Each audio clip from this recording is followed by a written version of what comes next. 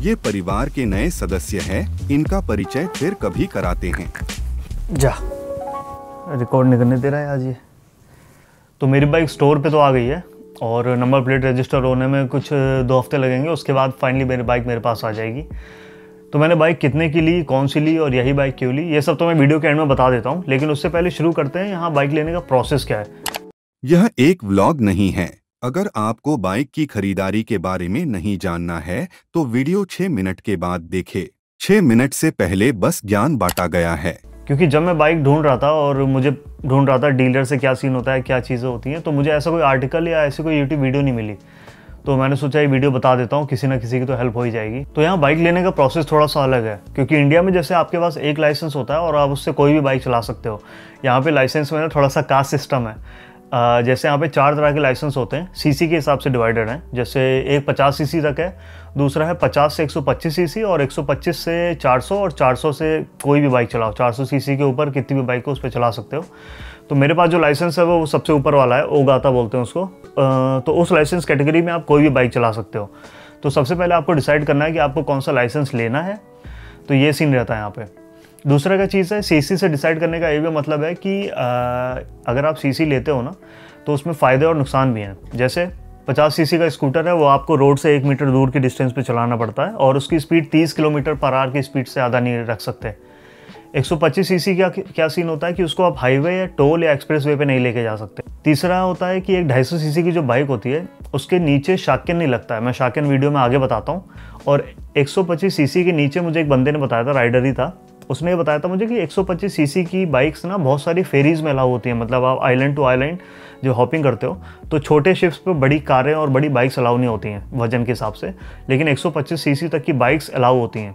तो आप अपनी लाइफस्टाइल के हिसाब से चेक कर सकते हो कि आपको कौन सी बाइक लेनी है। अब वापस आते हैं शाकन, जो मैं बोल रहा था कि 250 सीसी के ऊपर शाकन लगता है। तो अगर आपकी 250 सीसी के ऊपर बाइक है तो आपको ना एक शाकन एक तरह से इंस्पेक्शन होता है। गवर्नमेंट को अपना व्हीकल आप इंस्पेक्ट कराते हो कि ये रोड पे चलने लायक है कि नहीं।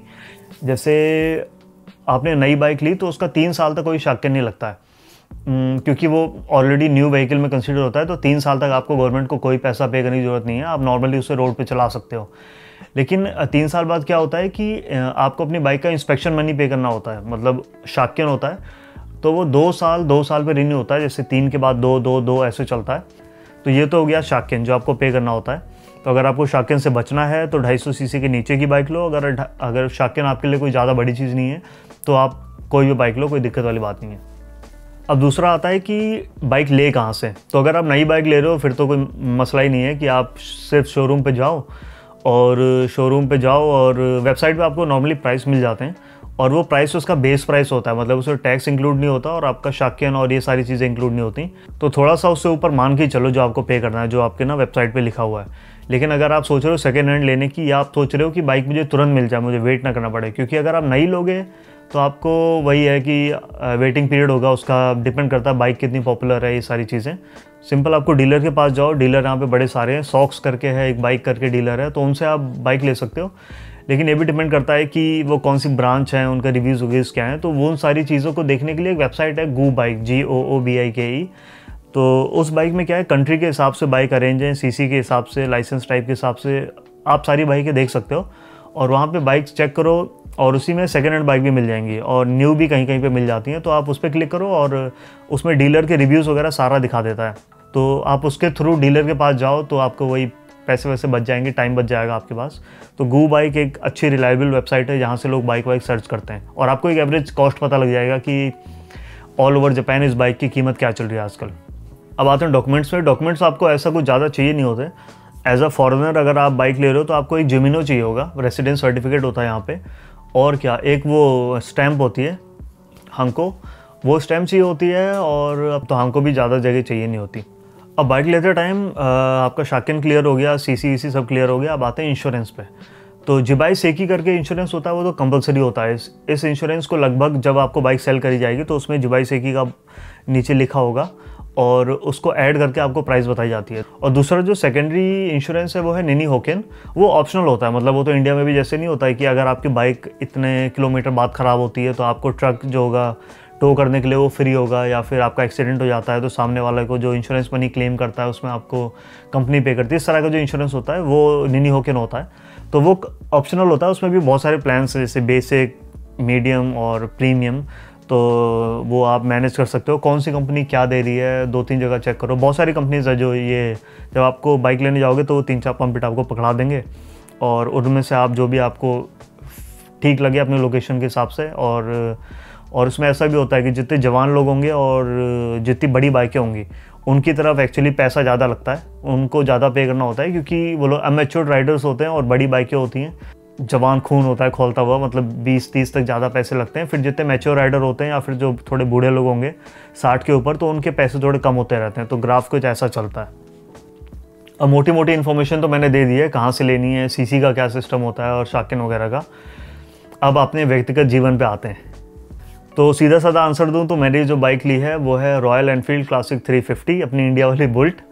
तो ये बाइक मैंने क्यों ली, क्या सीन है, उसकी कहानी आगे बताता हूँ।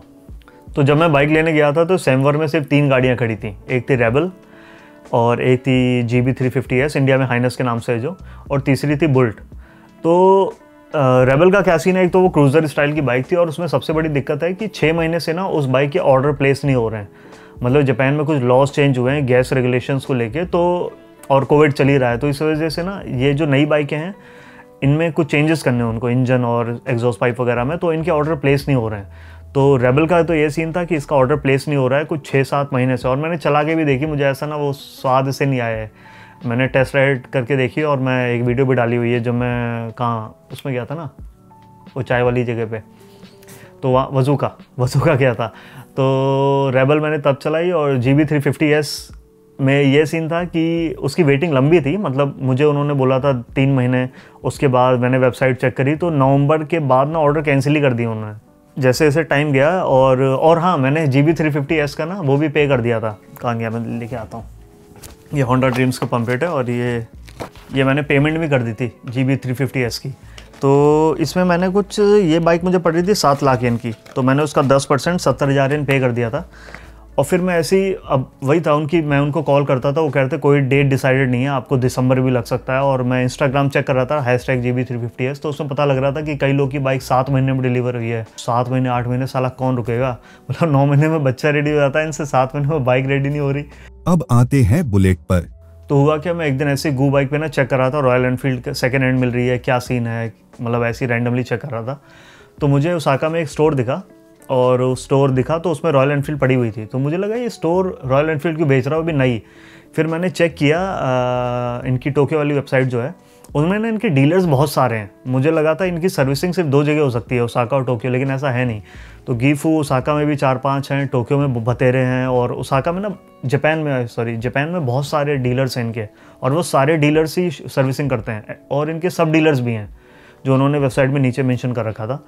तो उसमें मुझे एक सब डीलर दिखा यहीं ओसाका में ही, और वहाँ वो बाइक खड़ी हुई थी मार्च कलर में, मार्च ग्रे कलर जो इनका आया है, और मतलब सारे ही कलर्स थे उनके पास। ओ भाई, फिर मुझे ऐसा लगा ना कि चलो अब मौत से आने वाली है। फिर मैंने GB 350 अभी मैंने कैंसिल नहीं करी है, मैं पेमेंट कर चुका हूँ 10%, इसकी कैंसिलेशन फ्री है तो कोई लोड नहीं है। और मैं अगले ही वीकेंड भाग के गया उस दुकान पे, और ये बाइक मुझे पड़ रही थी कुछ 7 लाख येन की। और अरे मम्मी वीडियो देखेंगी, चलो प्राइस बता देता हूँ। तो 8 लाख येन की मुझे रॉयल एनफील्ड पड़ रही है। अब अगर आप जापान और इंडिया का प्राइस चेक करो तो ज़मीन आसमान का अंतर है। मतलब हाइनस जो हो गई और बुल्ट हो गई, ये इंडिया में लगभग पड़ रही है 2 से 2.5 लाख रुपए की, और यहाँ पे पड़ रही हैं दोनों बाइकें 4 लाख या 4.5 लाख के। तो मतलब डबल रुपए का अंतर है।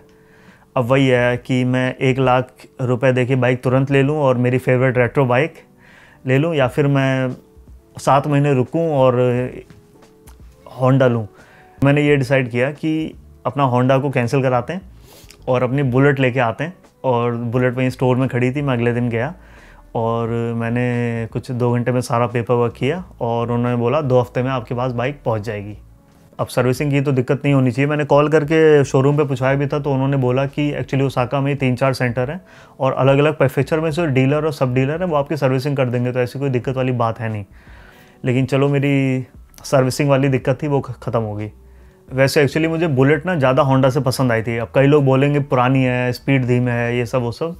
तो जब मैंने होंडा भी राइड करी थी ना हाइनेस, तो उसका पिकअप विकअप बहुत अच्छा है, लेकिन एक वो है ना जो रेट्रो फील, अब वो तो सब्जेक्टिव है, मतलब दोनों बाइक से रेट्रो फील में आती हैं, लेकिन कहीं ना कहीं बुलेट ज़्यादा एक ना वो लगती है, माचो सी लगती है, और रेट्रो में मतलब बुलेट को कौन ही बीट कर सकता है। तो मैंने बुलेट ले ली। तो अब जब डिलीवर होगी तो उसकी वीडियो तो बनाऊंगा ही, लेकिन फ़िलहाल यही अपडेट है कि मैंने बुलेट ली है। और ये पहली बाइक है जो मैंने खुद अपने पैसों से ली है। तो मुझे ऐसा था कि अपनी कम से कम समझौता ना हो, मेरी फेवरेट बाइक हो, तो एक्चुअली कम से कम मुझे मेरी रॉयल एनफील्ड मिल गई। और इससे पहले जो मेरे घर में बाइक थी, सबसे पहले स्प्लेंडर थी, और उसके बाद पापा ने एफजी ली थी। तो एफजी तो मैंने आज तक नहीं चलाई, तो इंडिया में मैंने स्प्लेंडर ही चलाई है पापा की। उसके बाद ये बुलेट मेरे घर में आई है, मतलब घर में ही आई है एक तरह से। एक्चुअली मैं पुलिस बटालियन में पढ़ा बड़ा हूँ, तो बुलेट देखता ही है वो आया हूँ, मतलब अंकल वंकल और जो भी पुलिस में भी जो बाइकें चलाते हैं वो बुलेट ही चलाते हैं। पापा पीएसी में है मेरे, तो एक तरह से ना वो था कि अरे बुलेट ना दिमाग में। तो मेरे को होंडा का फील ना समझ नहीं आया चलाने में भी उसको। तो मुझे बुलेट पे जैसे ही बैठा ना, मैंने कहा भाई ये लॉक है, मैं बुलेट ही ले रहा हूँ। और एक्चुअली बाइक मुझे 8 लाख की पड़ी तो है, महंगी है, मतलब इंडिया से तो महंगी है। कई लोग कहेंगे कि महंगी है, एक तरह से पैसे ज़्यादा पे किए हैं उस बाइक के, ओवर प्राइस है। लेकिन वही है कि 8 लाख या 9 लाख में ना मुझे सेकेंड हैंड हार्ले डेविडसन और हायाबुसा तक मिल रही थी कुछ शॉप्स पे। थोड़ी पुरानी थी, सेकेंड हैंड थी, लेकिन वही है कि मैंने सोचा कि कम से कम पहली बाइक है तो ऐसा ना हो ना मन मार के दूसरी बाइक लो। तो मैंने सोचा कि पहली बाइक है तो पैसे मन जहाँ लगी उसी बाइक में डालो। और कई दोस्तों ने बोला कि बुलेट बहुत ही कॉमन बाइक है, क्यों ले रहा है। तो एक्चुअली क्या है कि मैं जापान में हूँ, जापान में होंडा कॉमन है, मतलब आप आते जाते होंडा की बहुत सारी बाइक्स देख लोगे, और बुलेट की लुक वाली ऐसी कोई बाइक्स बनाता भी नहीं है। तो जापान में कम से कम रॉयल एनफील्ड एक होगी, एक मतलब एज इन लाइक बहुत रेयर होगी देखने में ना। होंडा आपको बहुत जगह दिख जाएंगी। तो एक वो भी रहेगा कि जापान में बुलेट चलाएंगे तो उसके स्वाद अलग आएंगे। तो इन द एंड मैंने यही डिसाइड किया कि बढ़िया मार्च कर ही लेते हैं, एकदम रॉयल बुलेट इंडियन आर्मी वाला कलर जो है वही वाला कलर लेते हैं। तो फाइनली ये था कि मैंने GB350 क्यों नहीं ली, रेबल क्यों नहीं ली, और इसका मुझे ऑर्डर कैंसिल कराना है होंडा जी का। बुलेट से ही जाऊँगा ऑर्डर कैंसिल कराने। तो अब देखते हैं, अब तो बस इंतज़ार है कि जल्दी से 2 हफ्ते बीतें और मेरी बाइक जल्दी से आए।